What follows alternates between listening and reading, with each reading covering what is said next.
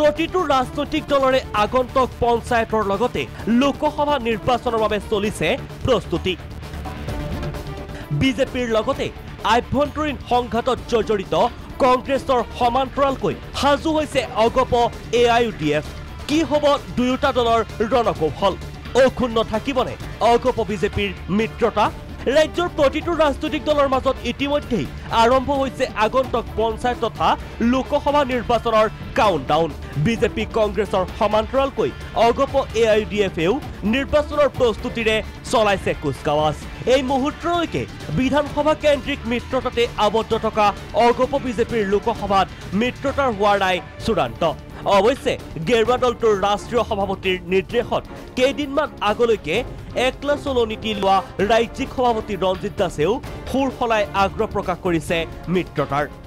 NDA চৰকাৰ এখন হ'বলগীয়া হ'লে মিত্ৰ দলীয় সাংগঠনিক প্ৰক্ৰিয়া আগুৱাই নিব লাগিব আৰু যাৰ কাৰণে সাংগঠনিক প্ৰক্ৰিয়া আগুৱাই নিছে তেওঁলোকেও আৰু আগন্তুক দিনত কোনে ক'ত খেলে আৰু কিমানখন চিটত খেলে এইটো সম্পূৰ্ণৰূপে আমাৰ ৰাষ্ট্ৰীয় সমিতি আৰু সেই দুটা দলৰ কেন্দ্ৰীয় সমিতিয়ে সিদ্ধান্ত গ্ৰহণ কৰিব।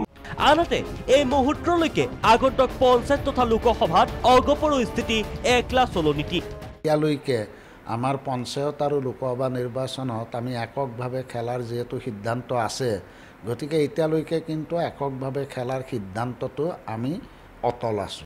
অৱশ্যে মিত্ৰতা হ'লেও অগপই বিচাৰিব সন্মানজনক স্থিতি। যদি কিবা কাৰণত বুজাবুজি হয় তেতিয়াহ'লে নিশ্চয় আমাক যিটো সন্মানজনক অৱস্থাত নিশ্চয় আমি তেওঁলোকে আমাক আসন দিব লাগিব।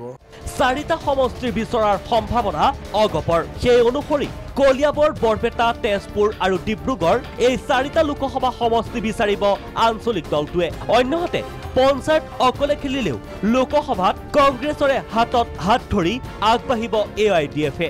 কংগ্ৰেছৰ লগত আৰু 24টা দল যিহেতু ইতিমধ্যে সন্মিলিত হৈছে, গতিকে এই ক্ষেত্ৰত আৰু নতুন দল কিছুমান সন্মিলিত হ'ব পাৰে। গতিকে তাত কংগ্ৰেছো যদি থাকে ভাল কথা। সৰ্বভাৰতীয় পৰ্যায়ত যিটো সিদ্ধান্ত হ'ব সেইটো অসমতো কাৰ্যকৰী হ'ব। অৱশ্যে বাৰম্বাৰ AIUDFৰে মিত্ৰতাৰ কথা অস্বীকাৰ কৰি অহা কংগ্ৰেছে AIUDFৰ এই ইচ্ছাক কেনেদৰে সঁহাৰি জনাব সেয়া সময়েহে ক'ব। কাৰণ ৰাজনীতিত নাই কোনো স্থায়ী শত্ৰু অথবা মিত্ৰ। ভিডিঅ' জাৰ্নেলিষ্ট নিপু কলিতাৰ সহযোগত ৰুবুল গগৈ ৰিপৰ্ট, প্ৰাগ নিউজ।